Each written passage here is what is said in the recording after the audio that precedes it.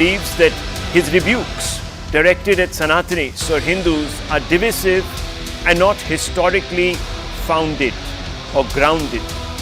Though the court stopped short of accepting a plea to declare Stalin, another DMK minister, unsuitable to hold office, its ruling leaves the door open for criminal prosecution of Stalin Jr. or even his sacking from office. This is what the court said in sum today. Such divisive statements should not have been made. Udhayanidhi and other leaders acted against constitutional principles, equating Sanatana to dengue, malaria and HIV spreads misinformation. Verify historical facts before making remarks on Sanatana Dharma. It also went on to say that constitutional post holders can't attend events calling for eradication of Sanatana Dharma. Viewers, the High Court has taken umbrage at the DMK science invidious words comparing Sanatana Dharma to HIV, dengue and other afflictions that need to be eradicated. The DMK science had also remarked that Sanatana Dharma is against equality, which should have led the wider public to single Hindus out for persecution and hate. The High Court order also puts the India Bloc on the defensive on the question of communal harmony. The India Bloc has always chosen to criticize the BJP for being the party that allegedly divides society. Now the India Bloc has had to face the court's heat for 2 consecutive days over statements made by its second largest constituent, the DMK's members.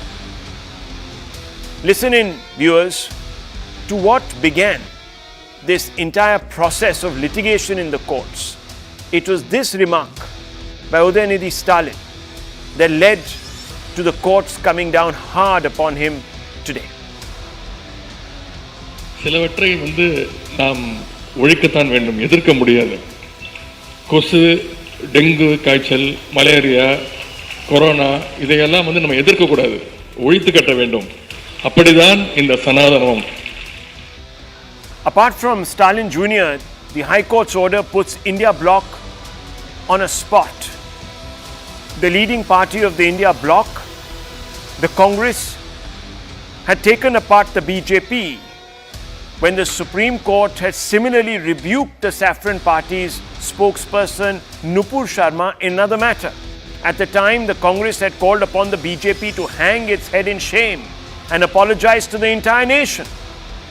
But at least up till now, the Congress has not taken a similar hard stance against the DMK or Udhayanidhi Stalin. The only time it has commented on Stalin's remarks, it has done so donning kids' gloves and adding the caveat that every party has the freedom to express its views. Let me take you through these 2 contrasting reactions from the Congress. In the Nupur Sharma matter, the Congress said, and I quote it, "The court has very lightly called out the BJP spokesperson for being single-handedly responsible for igniting emotions across the country, and she should apologize to the entire nation. These remarks by the Supreme Court, which resonate with the entire country, should make the party in power hang its head in shame." These words were spoken in September last year, viewers, when a brouhaha broke out as the Supreme Court ripped into Nupur Sharma. And these words were spoken by Jairam Ramesh, Congress General Secretary and the putative head of the Congress Party's media cell. Now contrast these harsh words with the, as I said, kid's glove approach, metaphorically kid's glove approach to the DMK and Mr. Stalin. This is what the Congress General Secretary K.C. Venugopal said. He said, "Our view is clear. Sarva Dharma Sambhava, which is respect for all religions, is the Congress ideology. But you have to understand, every political party has the freedom to tell their view. We are respecting everybody's belief. So viewers, here the Congress gives benefit of doubt to the DMK. There it asks the BJP to hang its head in shame and get Nupur Sharma and of course its leading lights to apologize to the nation. Is the Congress party silenced then? Or viewers, its decision not to comment on what the High Court has said a sign that it doesn't rate abuse against Hindus seriously enough to criticize its ally the DMK? This is a fundamental question that can also be asked of the DMK's other partners in the India Bloc. Viewers, let's put this question up for debate tonight. This is a point of inflection. As I began by saying just a few moments back, all this while the India Bloc single-handedly holds up the BJP and its allies in the N.D.I.A. for the ones responsible for spreading divisiveness in our society. Today the shoe is on their own feet. And viewers, you are judging their stand by the deafening silence that accompanies it. So I want to first begin with Dr. Anand Ranganathan this evening. Dr. Ranganathan, look, we have spoken about the Supreme Court's perhaps, and I don't know if these words will get me in trouble, but its reaction, it's, some people say over-the-top reaction, at least that's what a large number of people said, in the Nupur Sharma matter, almost prejudging her case.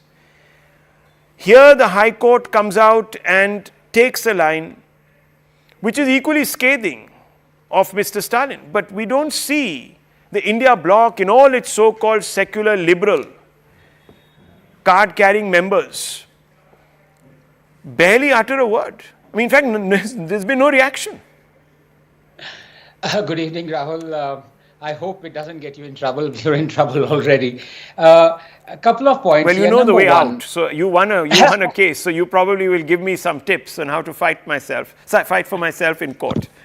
So I'm counting on you. Tips. And it must be pro bono, huh? There are no tips. I'll just pass on Jay Sai's telephone number to you. That should do it. He's wonderful. No, but Rahul, couple of points here. Number one, I think you're right. We have exposed the hypocrisy of the honorable courts enough times. There is no doubt about it. The Supreme Court has a standard. The Supreme Court has a standard. Sorry, did I say that twice? Double standard? Okay, right. No, look, it's been 6 months. 6 months since Mr. Udhayanidhi Stalin made those egregious remarks. And the fact that the Tamil Nadu government did not file a case was in direct contempt of the Supreme Court ruling of last April, when it said that in all matters of hate speech, the state government must file a case suo motu. So either the state government does not believe what Udhayanidhi Stalin said was hate speech, in which case both the Supreme Court and the High Court are contradicting it, or the fact of the matter is, why would the state government try and arrest or file a case on one of its own? So there is a hypocrisy that needs to be addressed ASAP. But barring that, the question of your debate is the one which is moot. And here you are absolutely right. The whole I.N.D.I.A alliance, I'm afraid, is not just being hypocritical because that is what politicians do. This goes a bit deeper than that, Rahul. It's beyond hypocrisy. The I.N.D.I.A alliance has a history of Hinduphobia. There I said it. And it's a fact. Many of its leaders deliberately call Yogi Adityanath as Ajay Bish, don't they? The name that he renounced after he became a yogi in accordance with his Mutt and Nath sect. But they never call the evangelist Mother Teresa by her real name of Anjes Gonjes Bojau. And this is just the tip of the iceberg. Remember the statement by Jarkhiloli that Hindu has a dirty meaning and Indian should be ashamed of it? And by the way, who did Rahul Gandhi meet on his Bharat Joro Yatra? Yes, the virulently anti-Hindu pastor George Punaiya, who told him Jesus is the real God, not Shakti. Then there is Shivraj Patil, who claimed Lord Krishna taught jihad to Arjuna in the Bhagavad Gita. Recall how the Mahila Congress leader Lavanya Balal made a Gaumutra jibe, same as the Pulwama bomber, and an alleged post by Congress youth wing leader Shaukat Ali called Hinduism a terrorist religion. A Goa Congress leader named Jalmi termed Hindu god Parashuram a terrorist and a rapist. Congress mouthpiece National Herald routinely publishes Hindu-phobic articles, including the one where it said Hindu epics were replete with misogyny and Me Too instances. National Herald, remember, is owned by the Congress. Congress celebrate Tipu Jayanti despite knowing he demolished hundreds of temples and converted and butchered lakhs of Hindus. And who can forget the phrase saffron terror was coined by the Congress and that it wanted to pass the communal violence bill, where only the majority, i.e. Hindus, would be held guilty in communal riot. Remember how the Congress blamed the Hindu RSS for the 26/11 terror attack? Had Kasab not been caught alive, Rahul, it is beyond doubt that the Congress would have fortified this theory. Then there was the Congress dispensation in 2004 that asked the Hindu Doordarshan anchor to not display his Hindu sacred symbol Kalava. Remember how Congress leaders publicly butchered a calf just to mock Hindu sensibilities in Kerala? On the other hand, I want to ask you, how many instances are there where the Congress has abused Islam or Islamic organizations? In fact, it demanded hanging of Kamlesh Tiwari for making a comment it considered Islamophobic, and its prominent leader fought against the banning of Simi. And remember how PM Manmohan Singh on the floor of our parliament demanded an apology from Denmark for profit cartoons. So the fact of the matter is, Rahul, this is nothing new. Every party of the I.N.D.I.A alliance is Hindu-phobic, and the most amongst them is Congress. Well, I mean, you're certainly not pulling your punches, Dr. Ranganathan, and you've substantiated your arguments with certain facts, certain happenstances. And I want to bring in Tehseen Poonawalla. You don't have to raise your finger, Tehseen Poonawalla. I'm obviously going to come out to you. You represent the Congress point of view. And I'm going to give you an opportunity to respond in toto to Dr. Ranganathan. But I have to ask you, preface this opportunity with a question. Now, the court has spoken. So this is not about, Dr. Ranganathan or our other dear friend here, Abhijit Iyer Mitra. This is now the court. And for full disclosure, I must put out that Suman C. Raman, Dr. Raman's wife, is the judge in this matter. So I'm not going to ask him anything about that particular case, because I understand that that would be conflict of interest. So we'll talk around that issue on larger point of why the DMK lurches towards this anti-sort of Sanatana instinct. But that I'll come to in just a few moments. I want to come back to you, Tehseen. The court has spoken. So why isn't the India Bloc standing with the Hindus to denounce the DMK in the same words it denounced the BJP and Nupur Sharma? It's a very simple question tonight. Thank you, Rahul, for having me on the show. I am starting with the expectation that I also won't be interrupted, just like Dr. Ranganathan, my older brother, isn't, and I would like to rebut him while answering your question. Yes, you're right on one part, and I concede to Dr. Ranganathan on one part, that all political parties, not the Congress, all political parties play to the galleries. The BJP, he spoke about 26/11, with the book release that Pakistan attacked, it wasn't Pakistan but RSS attacked India, was Kripa Shankar Singh ji, a proud member of the Bharatiya Janata Party today, then in the Congress, now a candidate from Uttar Pradesh. The man who coined the term RSS Sung Terror, Saffron Terror, is today a union minister in the BJP government for the last 5 years. The BJP took him in, welcomed him, and forgot it. Naresh Agarwal should have been prosecuted, said the late Arun Jaitley ji. Samajwadi Party kicked him out of the party. BJP took him in. His son is today a minister. Yesterday, your wonderful channel CNN News 18 was covering the swearing-in ceremonies of ministers in Uttar Pradesh. O.P. Rajbar, the statements he's made against Hinduism, is now a proud minister sitting in the Yogi Adityanath ji cabinet. This is the BJP for you. ऐसा कोई सगा नहीं जिसको भाजपा ने ठगा नहीं, ठगने वाली पार्टी है. But there is no speech for no room for hate speech. And where I disagree with Dr. Ranganathan is, I don't think Dr. Ranganathan is an absolute free speech absolutist. I think when it comes to matters of religion, you must be very, very restrained. And I think that what Udhayanidhi Stalin said was wrong. It amounted to hate speech. It definitely must be prosecuted. I don't know why he wasn't prosecuted by the Tamil Nadu government. However, he is facing several FIRs all across the country, and that's the matter why he went to court. But here's one quick fact before I end. You know what Udhayanidhi Stalin said is not very different from what his father, the late Karunanidhi ji, said. Grandfather, I'm sorry. In fact, his grandfather said quite more dangerous issues about the great Hindu religion and made cartoons about Lord Ram, Lord Lakshman, Lord Sita. You know who went to meet Karunanidhi and invite him to join the N.D.I.A alliance? Prime Minister Atal Bihari Vajpayee. Please note my words. Karunanidhi ji did not go to Atal Bihari Vajpayee ji. Atal Bihari Vajpayee ji went to Karunanidhi ji after these statements and said, please join our alliance. And they continued to make those statements. The BJP is steeped in hypocrisy. And right now they've broken an alliance with the I.N.D.I.A. Tomorrow, if the Prime Minister does not get a majority, they'll be in an alliance with any of these two parties. Okay. The BJP is not a true representative of anybody. Should these statements be condemned? Yes. Should Stalin be prosecuted? Yes. But is the BJP the moral force? No. The BJP is worse off than the Congress. I say this with absolute authority. I don't need no lawyer to defend me. I stand by what I say. So, you know, viewers, what I did today, just 30 seconds, I'm coming to you, Dr. Ranganathan, just 30 seconds. What I've done today is allowed Tehseen to speak. I allowed him to waste your time, viewers, completely. What was his defense? What was my question? Why and what waste? was it? No, that's unfair. I'll explain that's it. Unfair. I promise you. No, that's very unfair. I promise I'll explain myself. No, that's very unfair. Arey bhai, let me explain myself, then you judge me. It's unfair. Okay. Bhai, I'm your guest. I will answer the way I want. Why would you decide to inform our guests, our viewers tonight. But what has he informed you of, viewers? What has he informed you of? So he says all political parties play to the game. My question was simple. Will the Congress, which might be a shade better in his opinion than the BJP, and that gives it the moral high ground to take positions on these issues, I simply asked him, will it stand up for Hindus by calling upon the DMK to hang its head in shame, quote unquote, and of course, prosecute Mr. Stalin, call for the prosecution of Mr. Stalin. Remember, they're in alliance, viewers, in the state and at the center. But his response were 5 responses to me. All political parties play to the gallery, so they're all cut from the same cloth, except, he said, for the Congress. Kripa Shankar Singh ji is in the BJP, so you see, the BJP is the worst, most hypocritical. Then there was more whataboutery. You can haul the BJP over the coals, Tehseen Poonawalla, but again, you have not responded to specific question I asked you.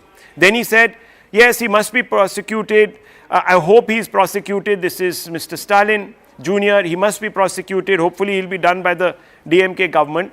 But he forgets to tell us that that will only happen when there's pressure built on the DMK government, and perhaps the Congress that speaks this language of love, muhabbat, as Rahul Gandhi puts it, is in a position to pressure their ally. But no response to that. And lastly, he says, oh, even Karunanidhi did it, so more whataboutery. There's a lot of whataboutery, but no answer. The question was simple. Why hasn't the Congress opened its loud mouth on this particular issue? And it has a very loud one. Jairam Ramesh trolls me. He has enough time to even troll me, but not enough time to stand up for Hindu rights, viewers. Why, I wonder? Why? That's a fundamental question. I'm leaving it there, viewers. You didn't get it. Now, one second. Now, there are other people on this panel. No, 1 second. Tehseen, I gave you 7 minutes by the watch. Just 1 second. Not more than a statement. Not more than a statement. I do not like somebody trolling you. It's unfair. Whatever. Thank you, sir. No matter who. Next time he does. Next time he does. As a journalist. Okay. Next time he does. Thank you. I'm glad, because I respect myself and I don't ever do anything that I can't substantiate. And when I get it wrong, I apologize too, very clearly. And a lot of people have tried to call me up on certain things. You were there the last time Dr. Raman was there when he. Well, anyhow, forget it. We don't want to go down that side road. But Dr. Ranganathan, very quickly. Very quickly, because I'm sorry, I didn't mean to take up the time of Abhijit and my good friend Dr. Raman, but just to correct slightly on what Tehseen has said. Largely what you've said, what Tehseen said is true. Tehseen indulged in whataboutery, but that's all right. He is right about his whataboutery. But when he said that, look, Dr. Ranganathan is a free speech absolutist, but when it comes to matters of religion, I think one must show a lot of discretion and respect. There I disagree, because Tehseen, who is to decide what is hate speech and what is not in matters of religion? I stood up for you when FIR was filed against you and the matter went to court. When people took umbrage of your statements against the Jan monk, and you know what happened? The High Court said, ordered you to, pay up 10 lakhs or 20 lakhs it was. I disagreed with that. So, do you mean to say that High Court was wrong?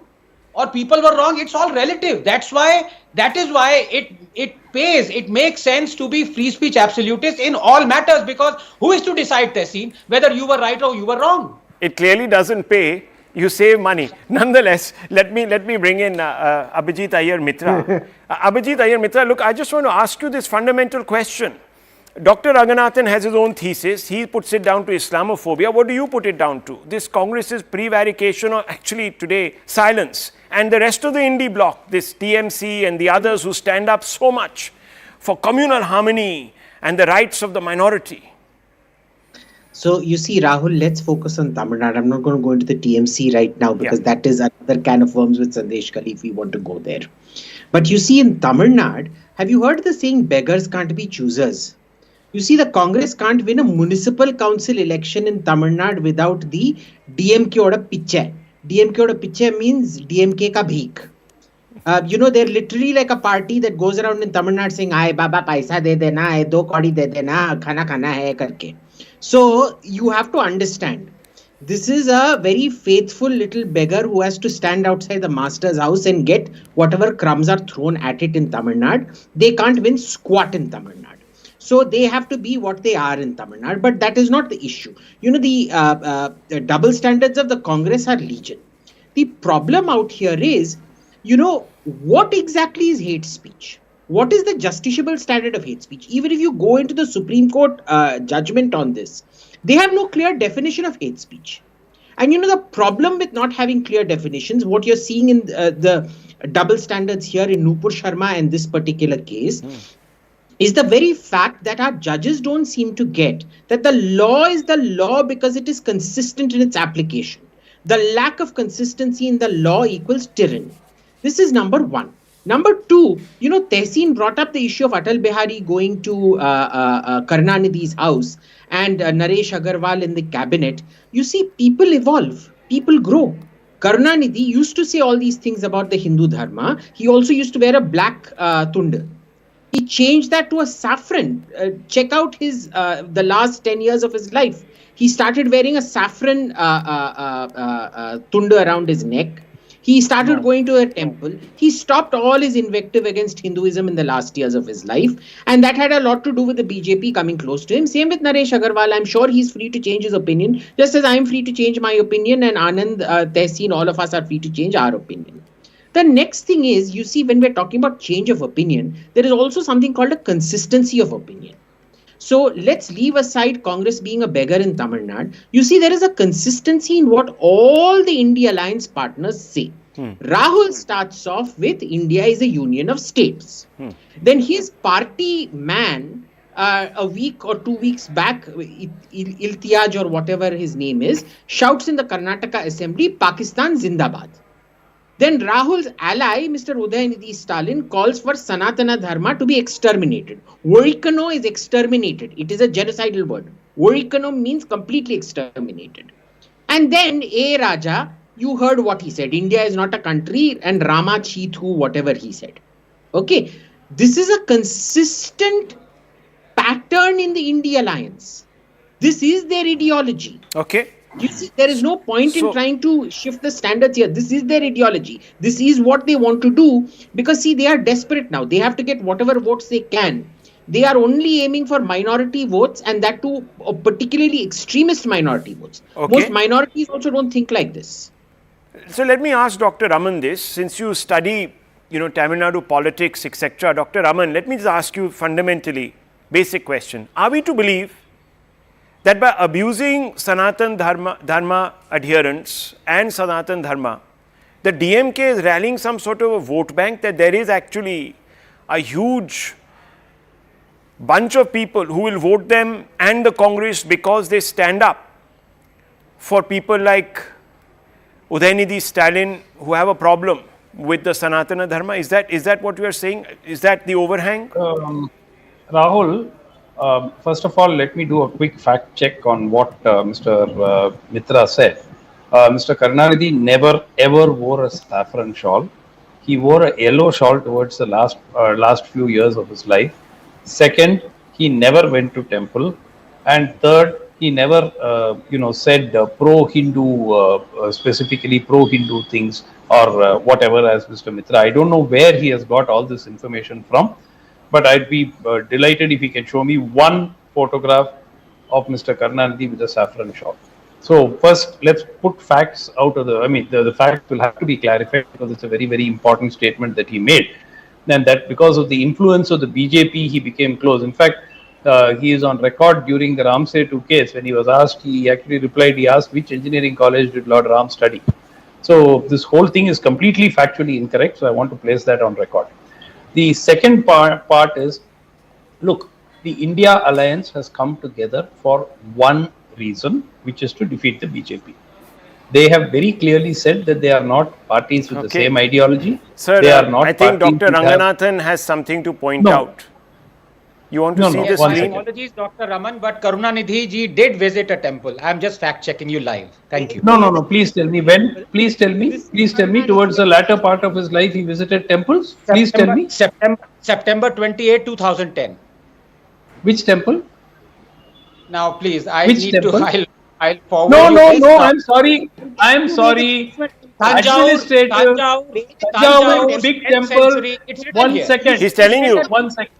No. What was the occasion? What was the occasion? Please occasion doesn't matter. No. The Tanjavur big temple is considered the Chola Empire's. 1 second, sir. 1 second, sir. 1 second. Please don't. His position in the Congress, but please, you're not taking anyone for a ride. Keep your oversmart.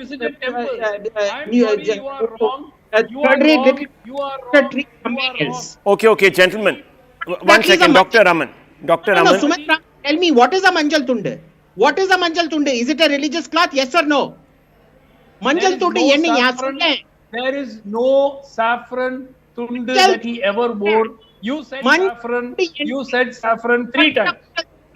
Yo, Manjal Tunde enniya.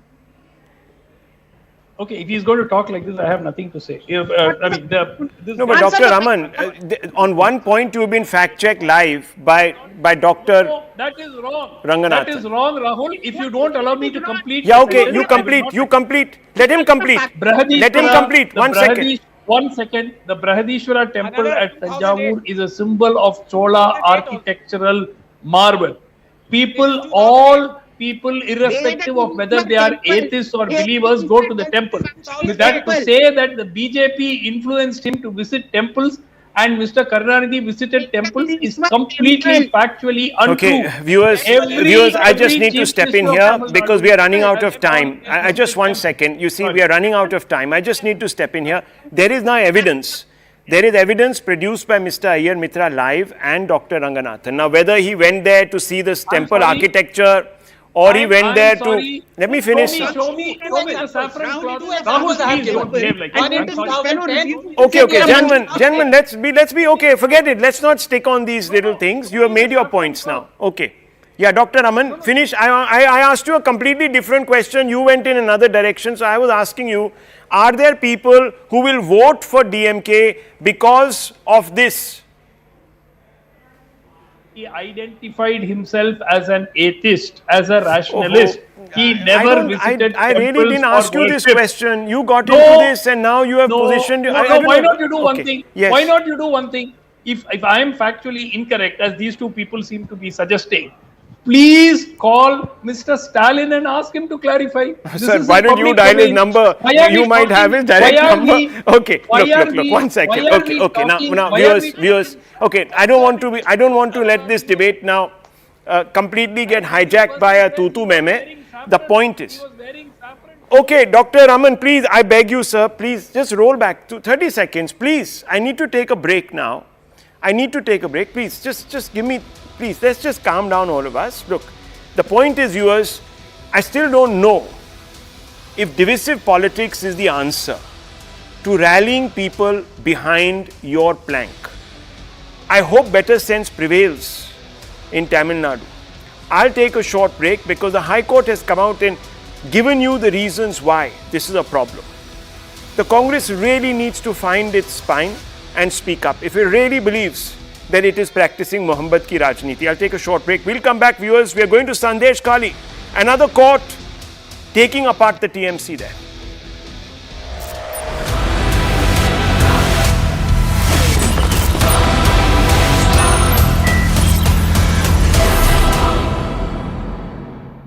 Guruji. He will be inaugurating a lot of projects. Can you tell us more about it? Well, the Prime Minister, in fact, will be giving to the state of Bengal development projects to the tune of 14,000 to 15,000 crores. That also includes the first under-river metro, which is going to be inaugurated in a bit from now. And if sources are to be believed, then Prime Minister Narendra Modi will also board that first metro and take a ride on that metro like he does on multiple occasions. He actually, wants to feel like the common man and wants to experience what the common man really experiences. So that's the difference between Prime Minister Narendra Modi and several other VIPs and VVIPs that we've seen in the past. Having said that, today is a very, very special occasion as far as Bengal is concerned. The women folk are going to be the special guests invited to the Prime Minister's rally, which is taking place at Barasat, which is North 24 Parganas. Incidentally, it's the same district, Anjali, as where Sandeshkhali really falls in. So obviously, in run-up to the Women's Day, which is on the 8th of March, the Prime Minister today is addressing a huge gathering here in Barasat, and of course, women from across the country will be connected through online process. Women from mandals across the country will be connected online. That's the arrangement that the BJP Mahila Morcha has made as part of their push as far as the women agenda is really concerned. So the Prime Minister is expected to hit out at the TMC government failing to secure and provide safety to the women, and also he is going to highlight essentially as to what steps have been taken by his government to empower women, especially the development projects that have been aimed at women. Various initiatives have been taken, so women have been sent to the space, women have been sent to the armed forces, women have been given all kind of empowerment by giving them benefits of central government schemes, allowing them Mudra Yojana, allowing them the Lakpati Didi being the latest armor which is come out of the Modi quiver, and also a lot of other things that have really happened. So obviously the Prime Minister is going to make a lot of mention of that as well, and say that this is the government which has been then power for the last 10 years and has done women empowerment in its true sense and not lip service. And obviously he's going to hit out at Mamata Banerjee, because remember in 2021 the one vote bank which actually stood between Modi's BJP and of course Mamata Banerjee were the women, and can the women really strongly rally behind Modi? That is possibly going to be the biggest difference that is going to really be made to the 2024 Lok Sabha elections as far as Bengal is really concerned, because Bengal is said to be a land of the women where the women are really worshipped like goddesses and of course empowered a lot as well. But what we've seen pan out in Sandeshkhali, like Lokri Chatterjee was mentioning, has been an incident of shame, and nobody would ever want to have a repeat of such an incident. So we can expect the Prime Minister to make a very, very fiery speech. Remember, this is his third rally in less than a week's time. He again comes back to Bengal on the 9th. So probably the Prime Minister using his star power as far as Bengal is concerned, because the BJP completely relying on his star power to get through those 42 seats. In a major development, the Calcutta High Court ordered the transfer of the probe into an attack on Enforcement Directorate officials in Sandeshkhali on January 5th from the West Bengal Police to the CBI. The High Court made scathing remarks on the state police, saying that the Bengal police failed to take any action on time. The West Bengal government has moved the Supreme Court challenging the Calcutta High Court's order. The state government is seeking to quash High Court's order and also allow state police to investigate this particular incident. Now, sources have informed CNN News 18 that CID has refused to hand over the custody and documents of Shahjahan Sheikh to the CBI. CID told CBI that the matter is pending before the Supreme Court and thereby they will not hand over the documents as of now. Meanwhile, Prime Minister Modi is in Bengal today and will be addressing a rally in North 24 Pargana district. In fact, he will also launch a slew of projects in the state, and West Bengal Chief Minister Mamata Banerjee in all likelihood will be skipping this event of Prime Minister and will instead make an important announcement for women. Once again, our publicity master Prime Minister is coming to our state of West Bengal. He will be talking about women empowerment, Nari Shakti. But he will never say why amongst 195 declared BJP candidates, they are having only 14% female. He will not utter a single word regarding Manipur, where the women are being raped and they are forced to do parade nakedly.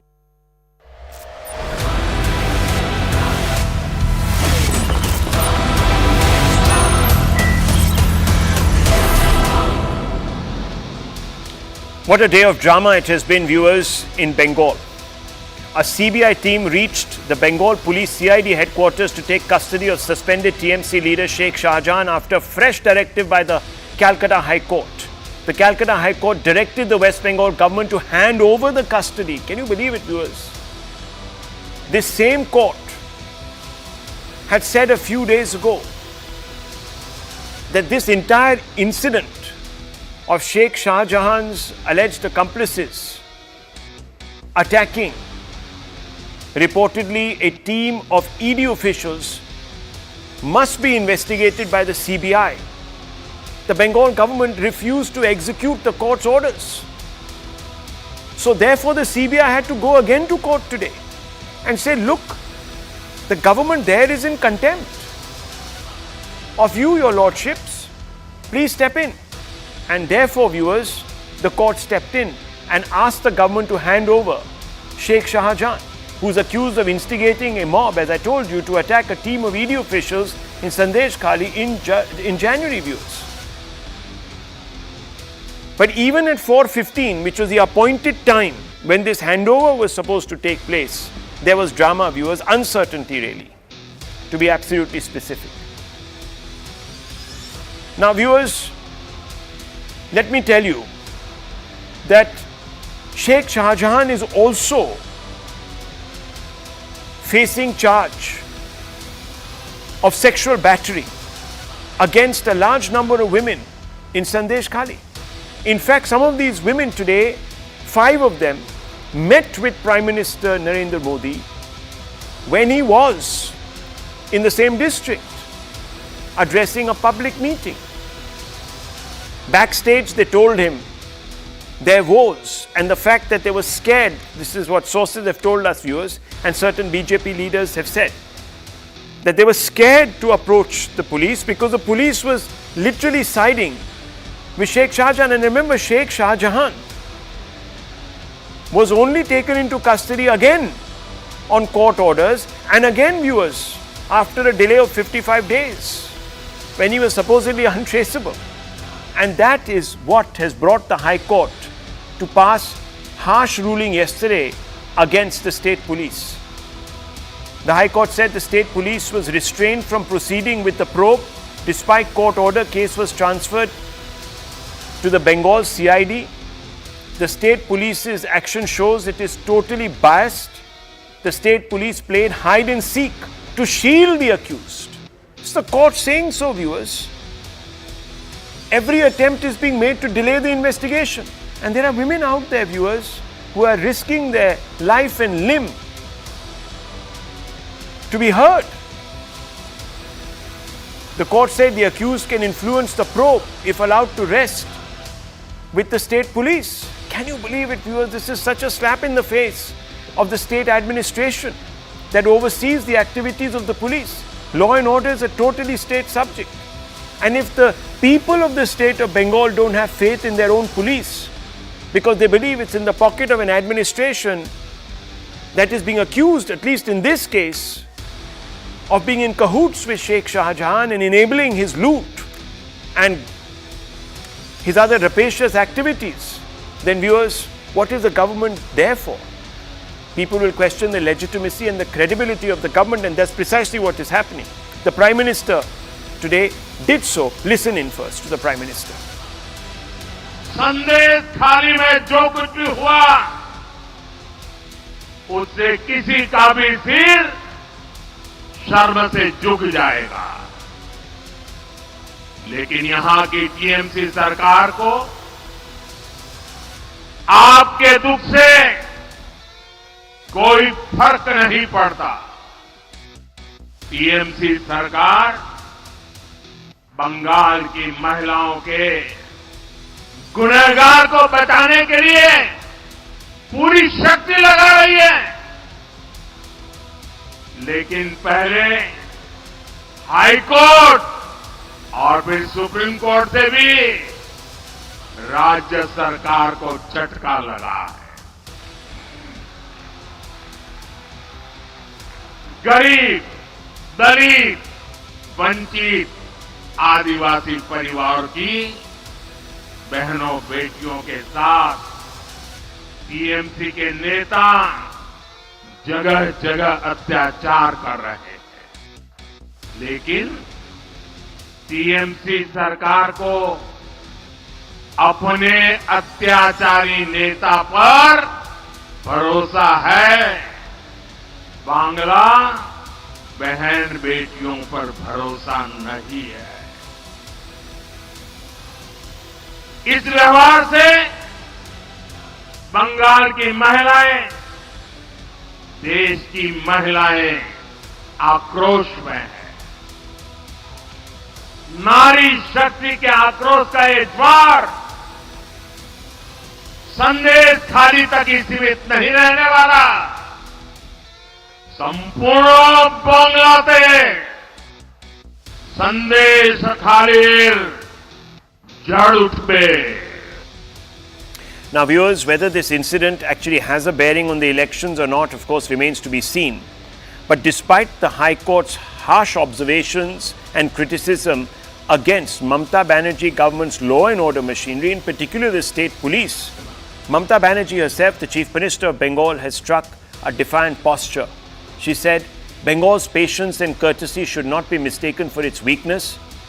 The foreign landlords, she's obviously talking about people like the Prime Minister, must be reminded of this on March 10th.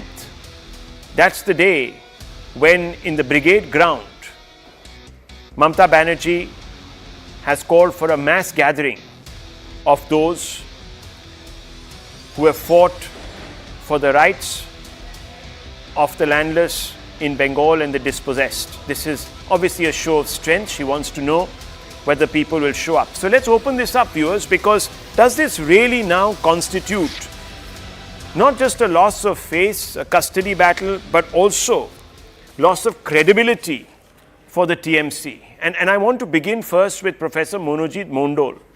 What do you now have to say, Mr. Mondol? A few days back you struck quite a posture, but clearly you must be now a little, I don't know if I can say this, contrite after what the High Court has said. I'm sure you've read what the High Court has said. I'm not cooking this up, sir. Now, does this constitute a lack of credibility for Mamata Banerjee, sir? I am not surprised that one particular High Court judge, who was actually BJP stooge, who himself confessed that he was in touch with BJP for the last 2 years while delivering judgments. I am naming him Abhijit Ganguly, and if you are listening to me, file a case on me. I want investigation against you as to how long you have been in touch with BJP. You remitted office yesterday. Day before yesterday, a defended. Hello? That particular investigation was going on under the direction of the Supreme Court. You defended Subhendu Adhikari saying that he was not taking money, he was not taking bribe. That investigation is also going on under the direct supervision of Supreme Court, done by apparently by CBI. I am charging you, Mr. Abhijit Ganguly. 24 hours back, you are a judge of High Court. Now you are with the BJP. Please answer this question to the nation as to how long you have been in touch with BJP, including the Prime Minister. In one of your observations, you refer to the Prime Minister, that if needed, we'll talk to the Prime Minister. So that's the credibility of a High Court judge I have referred to. Come back to the credibility of the CBI. The CBI people are shameless. They could not arrest Shahjahan. It was Bengal police who arrested Shahjahan after the clarification from the High Court. Now the shameless, incompetent CBI officer, they are trying to they are trying to get the custody from the CID. CID has done the right thing by challenging the order in the Supreme Court, because CID should investigate. Because they had the first arrest of Shahjahan. CBI could not name him. Neither could ED. The CBI, I charge on TV, they are incompetent. In the last 2.5 years, they are making 30 investigations. Not a single headway in the cases. The CBI should be admonished by the Supreme Court. We do not trust the judge like Abhijit Ganguly in High Court. Because they are BJP. You made your point. You made 2 points. Charge on TV. I dare you, Abhijit Ganguly. Okay, 1 second. I just need to. Fair enough. Professor Mondol, you made your charge. Okay, now have you had your say? On me. If you have any power in Okay. You had your say. Shame on you, Abhijit Ganguly. Okay, shame. No, 1 second. I just want to make it very clear that CNN News 18. Excuse me, sir. Professor, please. Judge 24 hours back. Okay. He confessed yesterday. Okay, you had your say now. I'll have to lower your fader, sir. Let the others also speak on the panel, please. We are part of a panel discussion. We are not part of a monologue. 30 seconds now. Let the others, you've said your word. I have not interrupted you. Yes. Now, I just want to make it clear that CNN News 18 doesn't underwrite any of these statements that have been made by Professor Mondol here. The justice needs to come out and obviously explain himself. He's not here on this show. One hopes that if he's watching, he will quickly call and we'll try to get his reaction to what Professor Mondol has said. But let me just open this up. First to the BJP spokesperson, Dr. Ranganathan, because the first right to respond should be hers in a political debate here. So very quickly, Sanju Verma, it's not the credibility of the TMC that is in question. Professor Mondol says as long as there are people like the Justice Banerjee, Ganguly in the High Court, you can't say if the High Court will stand up for the truth. How do you respond to this? Because many people are asking that question today, as you know. I did not utter a word and I expect the same courtesy to be extended to me. I do not wish to be heckled. Let me make this very clear at the very outset. I'm going to nail the bluff of the TMC right here on your show right now. Justice Abhijit Gangopadhyay or Abhijit Ganguly as he is called is not the one who passed strictures castigating the Mamata Banerjee government. The two-judge bench which has repeatedly castigated the Mamata Banerjee government for in an ad hoc manner imposing section 144, failing to apprehend Sandeshkhali, TMC, Bahubali and Goon Shahjahan Sheikh, the same court which questioned the bona fides and the competence of the Mamata Banerjee government. Who are the two judges in the two-judge bench who have repeatedly come down heavily and rapped Mamata Banerjee on her knuckles and more? It is the Chief Justice of the Kolkata High Court, T.S. Sivagnana and Justice Hiranmay Bhattacharya. So the limited point is this. You can come here on a national television debate and say, oh, Abhijit Ganguly is a handmaiden of the BJP. He resigned from the Kolkata High Court. He will be joining the BJP on the 7th of March. But I ask you a question. Abhijit Ganguly is not the one who came down heavily on Mamata Banerjee. Okay. It is Chief Justice of Kolkata High Court, T.S. Sivagnanam. Are you now saying that T.S. Sivagnanam is also a handmaiden of the BJP? Are you saying the other judge who castigated the Mamata Banerjee government, Judge Hiranmay Bhattacharya, is also a handmaiden of the BJP? I have to lower your fader. Like Mr. Mondol, I'll have to lower your fader, please. That's not fair. She never interrupted you. You had your say. Okay. Now, viewers. Let me finish. Yeah. Can I finish quickly? Yeah. So the first point is Abhijit Ganguly is not involved in the Sandeshkhali verdict. Right. My second point is this. Forget the BJP for a change. Forget the CBI for a change. The fact of the matter is that the governor, who's the first citizen of the state, C.V. Ananda Bose, has castigated the Mamata Banerjee government in no uncertain terms. The head of the NCW, Rekha Sharma, who's gone so far as recommending President's rule to Draupadi Murmuji, has condemned Mamata Banerjee for her inaction on Sandeshkhali. Then let us talk about the head of National Commission for Scheduled Caste, Mr. Arun Haldar. Arun Haldar has castigated Mamata Banerjee in no uncertain terms. Let us then speak about the head of National Commission for Scheduled Tribes, Mr. Harsha Chauhan. He's castigated Mamata Banerjee in no uncertain terms. The head of the National Human Rights Commission has also castigated Mamata Banerjee in no uncertain terms. I want to ask through your channel, Rahul Shiv Shankar, forget BJP, forget CBI. The NCW is wrong, the governor is wrong, the National Commission for Backward Classes is wrong, the National Commission for Scheduled Castes is lying. Sirf Harish Chandra ka chautha avatar, Mamata Banerjee is speaking the gospel truth. Whom are you trying to fool? Okay. Dr. Ranganathan, you see, I think what Mr. Mondol, not that I'm speaking in his defense here, is suggesting, and there are concerns that are being raised, legitimate ones, that if judges suddenly quit politics and quit what they're doing and join a political party, maybe they will feel incentivized to pass judgments, etc., etc. And this happened earlier also, if you remember, after the Ayodhya judgment. And of course, some of the other noteworthies that Ms. Verma has referred to are political appointees at the end of the day, and we know that some of them, have been playing a political role, etc., etc. So let's just set that second point apart. I'm not even going there. Let's focus on the first part of this. Doctor, is that a valid defense today that the TMC can put up? Rahul, good evening. I have 3 points to make. Absolutely not is the short answer to your question. First of all, if I have great respect for Professor Mandal, but I had a criminal contempt of court slapped against me for something that was not even a fraction of what Professor Mandal has alleged here. He has directly called a High Court judge as a BJP stooge. I stood for the freedom of speech of someone else without castigating any aspersions on the High Court judge. So number one, I just hope criminal contempt of court is not slapped on Professor Mandal, because I'm a free speech absolute. He's saying, I don't care. I don't care. Bring it on. That's what he's saying. So he's reconciled to that point. Okay. Yes. An investigation on Abhijit Ganguly. Okay.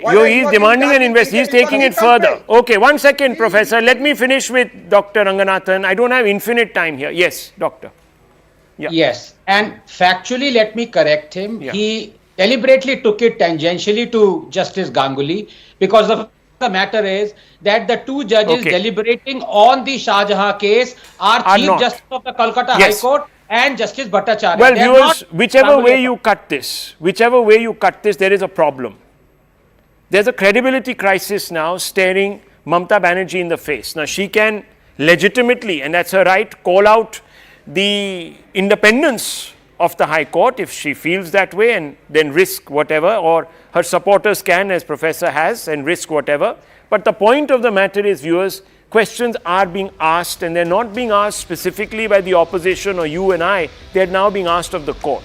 I'll leave it at this. We're coming right back, viewers. Big update on a very big story up next.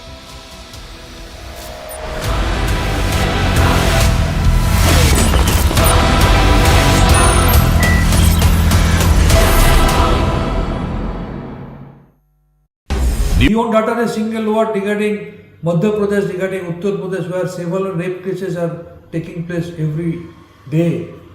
He will be talking about corruption sitting by the side of Shubhendu Adhikari, who has been seen taking money in front of camera, whose name is very much there in the CBI.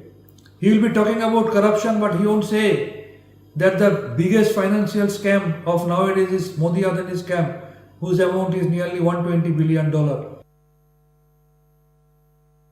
Ji, Lok Sabha member of parliament is with मी.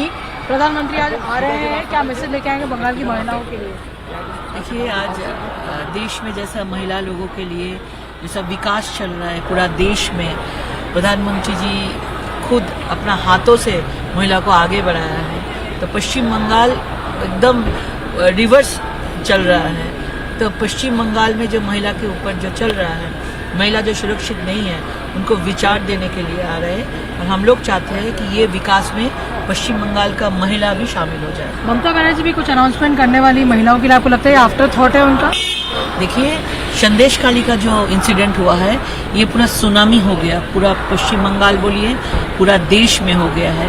संदेशखाली का महिला लोग चाहते हैं कि लक्ष्मी भांडार नहीं चाहते हैं, लक्ष्मी का सम्मान चाहते हैं. ममता बनर्जी 500 रुपये में पश्चिम बंगाल में नारी का सम्मान बेचा है. ममता बनर्जी, अभिषेक बनर्जी कहते हैं कि वो जो जैसे लॉ है, वो law is taking its own course, but CBI ने जब कस्टडी मांगी है शेख शाहजहां की, तो स्टेट गवर्नमेंट सुप्रीम कोर्ट चली गई. एक्चुअली शेख शाहजहां को ममता बनर्जी अपने घर में रख दिया है, क्योंकि उसको प्रोटेक्शन पूरा दे रहे हैं, क्योंकि उसको 30% वोट का राजनीति चाहिए, उसको महिला को सम्मान नहीं चाहिए. इसलिए वो चाहते नहीं है कि सीबीआई के हाथ में शेख शाहजहां को उठा दे. लेकिन पूरा पश्चिम बंगाल का महिला लोग, पूरा देश का महिला लोग चाहते हैं, जैसा शेख शाहजहां ने हिंदू महिला को खोज के जैसा हिंदू महिला का सम्मान किया है, उसको गैंगरेप भी हुआ है. हिंदू महिला लोग सब लोग चाहते हैं कि शेख शाहजहां को फांसी का सजा मिले और सीबीआई हो. एक आखिरी सवाल है, क्योंकि इलेक्शन आने वाले कुछ ही हफ्तों में, आपको क्या लगता है कि इस बार महिलाएं जो है बंगाल में परिवर्तन करेंगी, दीदी को छोड़ के मोदी जी का साथ देंगी? बहुत बड़ा परिवर्तन अभी भी दिखा रहे हैं, सब लोग देख ही रहे हैं. और आप देखेंगे कि लोकसभा में सब लोग आशीर्वाद, महिला लोगों का आशीर्वाद मोदी जी के ऊपर रहेगा. Thank you so much for talking to us. Payal Mehta for CNN News 18. And CNN News 18's editor is Kamalika Sen Gupta is joining us on this story. Kamalika, a very good morning to you. So all eyes are on the Prime Minister, who will be addressing a rally in West Bengal. What all is the Prime Minister's plan for today? Definitely, it's a very, very significant rally today here. Prime Minister Narendra Modi.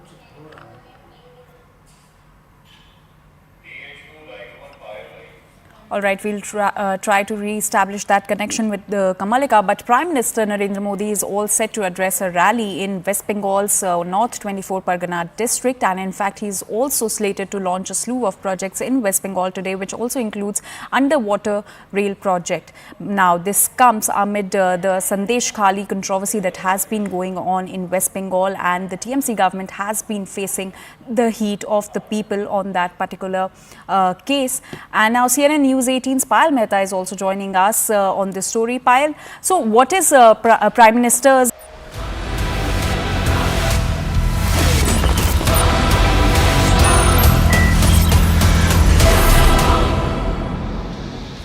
Viewers, massive developments of geopolitical importance amid shifting dynamics in the Indian Ocean region. The Maldives and China having two military agreements. According to the Maldivian media, under the terms of one of the agreements, China has pledged to provide military assistance to the Maldives at no cost. Coinciding with this development, and it's very consequential, viewers, India has announced plans for a new naval base called INS Jatayu on the southernmost island of Lakshadweep, which is close to the Maldives. The new base will boost anti-piracy and anti-narcotic operations, but will also serve, viewers, as a stepping stone to restricting Chinese influence in India's basic backwater. Here is a reaction from the Minister of External Affairs, Mr. Jaishankar. When you say India is perceived as the big bully, you know, big bullies don't provide $4.5 billion when the neighbors are in trouble. Big bullies don't supply vaccines to other countries when COVID is on, or make exceptions to their own rules to respond to food demands or fuel demands or fertilizer demands because some war in some other part of the world has complicated their lives.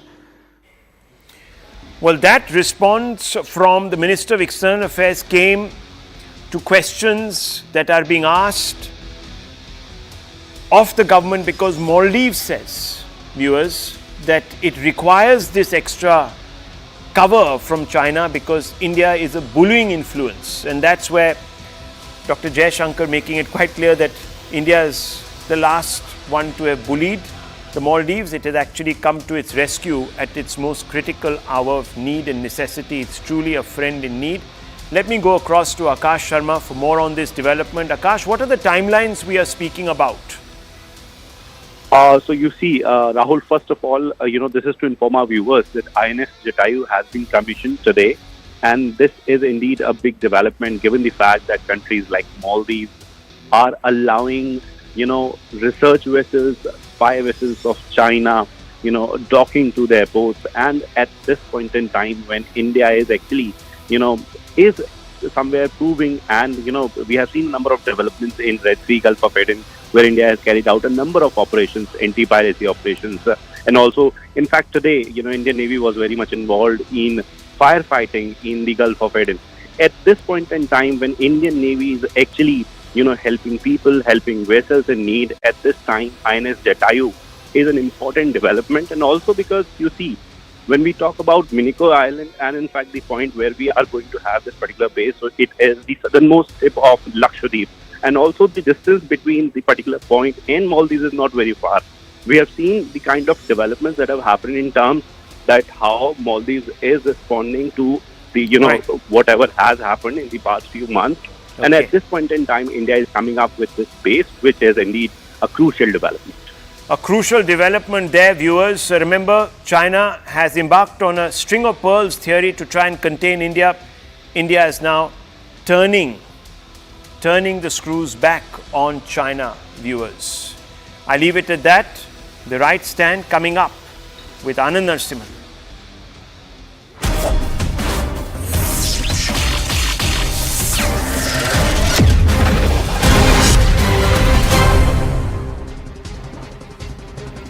Namaste, Jai Hind, and welcome to this edition of The Right Stand. I'm Anand Narasimhan.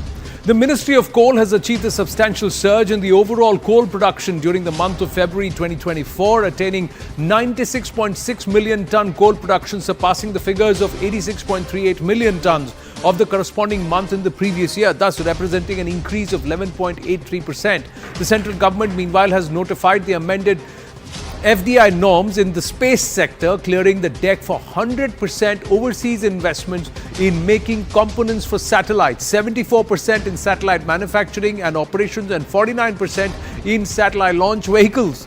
And anything beyond the limit will need government approval. Currently valued at around $8.4 billion with a 2% share in the global market, Bharatiya space industry is expected to reach $44 billion, catering to 8% of the global demand by 2033.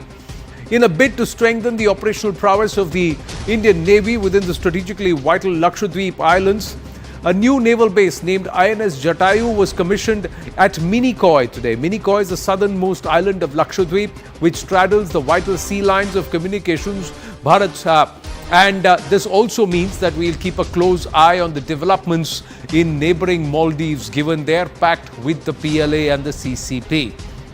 And of course, Bharat's ace bowler Ravichandran Ashwin is set to play his 100th test when Bharat locks horns with England in the 5th and final test at the Himachal Pradesh Cricket Association Stadium in Dharamshala starting Thursday, 7th March, with over 500 test